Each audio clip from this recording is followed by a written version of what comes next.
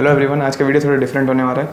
आज हम वो क्वेश्चंस को आंसर करने का ट्राई करेंगे जो मोस्ट कॉमनली गूगल क्वेश्चंस होते हैं when it comes to fitness.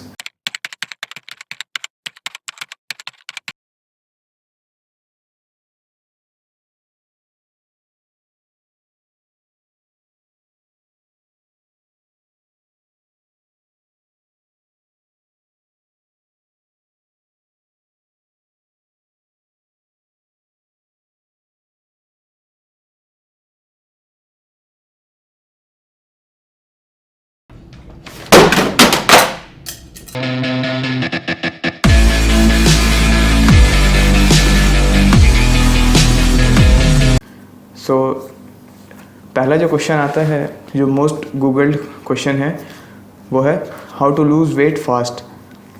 इसका अगर आंसर देखें तो इसका ये सबसे पहली बात तो ये क्वेश्चन गलत है, क्योंकि हम फास्ट वेट लॉस नहीं कर सकते हैं, और अगर वो होता भी है तो वो मेजॉरिटी में वाटर लॉस होता है। जब वेट लॉस की बात आती है तो हमें बेसिक्स समझना है कि जितनी हम कैलोरीज बर्न कर रहे हैं उससे हम कम खाएं, यानी कि हमारा जो कैलोरीज इन है वो कम होना चाहिए देन कैलोरीज आउट। सो आप ऑटोमेटिकली वेट लूज़ करेंगे। एंड फास्ट का ये जहाँ तक बात आता है, ये फास्ट के पीछे हमें नहीं जाना है, हमें पेशेंस रख के प्रॉपर तरीके से प्रॉपर गाइडलाइंस फॉलो करके ग्रेजुअली वेट लूज़ करना है।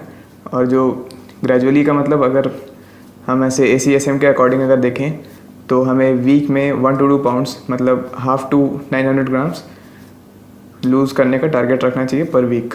इस क्वेश्चन को गूगल सर्च करने के बाद दिखा कि इसका जो मेन सोल्यूशन है वो सिर्फ और सिर्फ फैट डाइटिंग या क्रैश डाइटिंग, बहुत ही विगरस डाइट्स एंड बहुत ही रेस्ट्रिक्टिव डाइट्स मिलता है इसके रिजल्ट में, गूगल रिजल्ट में। एंड इसमें ज़्यादा वेट ट्रेनिंग या जनरल ट्रेनिंग पे फोकस नहीं किया, वो सिर्फ कार्डियो या HIIT पे फोकस करते हैं। वेट ट्रेनिंग हमारे लिए क्यों इंपॉर्टेंट है या प्रीवियस वीडियो में देख सकते हैं। बस इसका ये बॉटम लाइन ये है कि हमें अगर वेट लॉस करना है तो हमें अपने कैलोरीज काउंट करके उसमें हमें डेफिसिट क्रिएट करना है बाई 10 to 20%। और वेट ट्रेनिंग करना बहुत ही इंपॉर्टेंट है when you are trying to lose weight. जो नेक्स्ट मोस्टली गूगल क्वेश्चन है वो है how to get six pack बनाने के लिए हमें सबसे पहले अपने डाइट पे ध्यान देना है, और ये हमें बहुत ही काउंटेड तरीके से खाना है, क्योंकि हमें ये पता है कि एब्डोमेन सबसे जल्दी फैट स्टोर करता है और सबसे पहले एब्डोमेन में फैट डिपॉजिट दिखना चालू होता है इन मेजॉरिटी ऑफ केसेस। बाकी जेनेटिकली बहुत जगह डिफ्रेंशिएट हो सकते हैं, but in majority of cases abdomen बहुत जल्दी फैट स्टोर करता है। डाइट ध्यान में रखने के बाद हमें अपने मेन कंपाउंड मूवमेंट्स पे फोकस करना है, जैसे कि डेडलिफ्ट, स्क्वाट, बेंच प्रेस, जिसमें हमारा पूरा एब्डोमेन इन्वॉल्व होता है बॉडी को स्टेबल रखने के लिए, इंट्रा एब्डोमिनल प्रेशर बनाने के लिए, जिससे हमारा कोर ऑलरेडी इंगेज हो जाता है बहुत, और एब्स ऑटोमेटिकली ट्रेन हो जाते हैं, जिसके वजह से हमें क्रंचेस अलग से, मतलब कोई भी एब्स एक्सरसाइज जो होते हैं जैसे क्रंचेस, लेग रेज, कुछ भी हो गए, वो करने की अलग से नेसेसिटी नहीं पड़ती है। But in most of the cases हम देखते हैं कि हम 100 crunches, 200 crunches, leg raise, situps ये सब मारे जा रहे हैं, बट एक्चुअली मैंने जितना उसमें मेहनत करते वैसा रिजल्ट आपको दिखेगा कि नहीं, क्योंकि आप ऑलरेडी कंपाउंड मूवमेंट्स के थ्रू अपने एब्डोमेन को ट्रेन कर रहे हैं। ये नहीं है कि आप क्रंचेस या लेग रेस करके आप ट्रेन नहीं कर सकते हैं, बेनिफिट्स होंगे बट उसके उतने नहीं होंगे जितने आप उसमें टाइम एंड एनर्जी इन्वेस्ट कर रहे हैं। इसका जो गूगल रिजल्ट है वो हमें ज़्यादा कुछ फ्रूटफुल तो देखने को नहीं मिलता है, बट उसमें मेनली कार्डियो पे फोकस किया गया है कि कैसे आप ज़्यादा बर्न करें, इस बात पे नहीं कि आप किस तरह एप्स को आप ग्रो कर सकते हैं। सो आपको थिन बॉडी में एप्स देखने में वैसे भी उतने अपीलिंग नहीं लगेंगे जितने आपके साइज़ के साथ एप्स देखने में लगेंगे। So focus more on growing your apps rather than just cutting the upper layer. जो थर्ड मोस्ट गूगल क्वेश्चन है वो है हाउ टू गेन वेट। सो इसमें भी हमें सबसे पहले बेसिक प्रिंसिपल्स पे ध्यान देना है, that is calories in calories out. जितने आप कैलोरीज आप कंज्यूम कर रहे हैं उससे आप कम अगर उसे बर्न कर रहे हैं, या फिर ऐसे कहें कि आप जितना बर्न कर रहे हैं उससे आप थोड़ा सरप्लस में खा रहे हैं, तो आप ऑटोमेटिकली वेट गेन करेंगे। कैलोरी बढ़ाने का भी एक तरीका होता है, जैसे कि मान लीजिए हमें 30% इंक्रीज़ करना है हमारे कैलोरी इनटेक में, या 30% का सरप्लस क्रिएट करना है, तो वो हम एक बार में 30% नहीं करेंगे, वो ग्रेजुअली जैसे 10, 15, 20, 25 देन 30 ऐसे, क्योंकि आपको धीरे धीरे बॉडी अडेप्ट कर लेगी और आपके लिए ज़्यादा विंडो बढ़ेगा जो आप ओवर टाइम एक्सपैंड कर सकते हैं धीरे धीरे। एक ही बार आप एक्सपैंड करेंगे तो आपके लिए आगे फर्दर विंडो नहीं बचता कि आप आगे और एक्सपैंड करें, क्योंकि बॉडी भी एक लिमिट तक कैलोरी ले सकती है और उसे सही जगह इन्वेस्ट कर सकती है। वेट गेन करने पे हमें यह भी ध्यान देना है कि हमें सिर्फ और सिर्फ डाइट से कोई फ़ायदा नहीं होने वाला है, इसके साथ आपको रेजिस्टेंस ट्रेनिंग इंक्लूड करना ही करना है, ये मस्ट है। बिना रेजिस्टेंस ट्रेनिंग किए अगर आप सिर्फ डाइट सरप्लस ले रहे हो तो आपको मेजरली फैट गेन होगा, क्योंकि आपके मसल ग्रो करने की आपकी बॉडी के पास कोई रीज़न नहीं है, क्योंकि आप उसे ट्रेन नहीं कर रहे, ना ही कोई रेजिस्टेंस मिल रहा है उसे। So resistance training along with diet will give you the best result।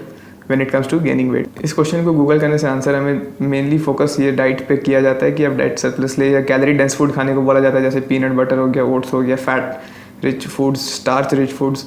But ये हमें समझना है कि food when it comes to weight loss and when it comes to weight gain, food ज़्यादा डिफ्रेंशिएट नहीं करते, कुछ माइनर चेंजेस होते हैं एंड बस हमें उस पर क्वांटिटी पे ध्यान देना है और क्वालिटी तो आपको दोनों पे ही ध्यान देना है कि क्वालिटी आप हाई क्वालिटी फूड खा रहे हो, जैसे कि आप वेट गेन करने के लिए कोई भी ऐसे कार्ब्स का सोर्स ना ले लें, जैसे रिफाइंड व्हीट फ्लोर हो गया या कोई भी स्टार्च रिच फूड हो गया। उसे लेने से आपको मेजरली फैट गेन होता है एंड मसल्स पे वो कम इफेक्ट दिखते हैं। आपको कॉम्प्लेक्स कार्ब का सोर्स लेना अच्छा when it comes to gaining weight, और रेजिस्टेंस ट्रेनिंग साथ में along with your protein intake, that is 1.2 to 1.8 grams per KG body weight. जो फोर्थ मोस्ट गूगल क्वेश्चन मिला वो है best exercise to lose weight. हमें यहाँ ये समझना है कि आप कोई भी फॉर्म की एक्सरसाइज करें, अगर आप कैलोरीज बर्न कर रहे हो और आपके कैलोरीज इंटेक कम है, मतलब आप कैलोरी डेफिसिट डाइट पे हो, तो आप वेट लूज़ करेंगे।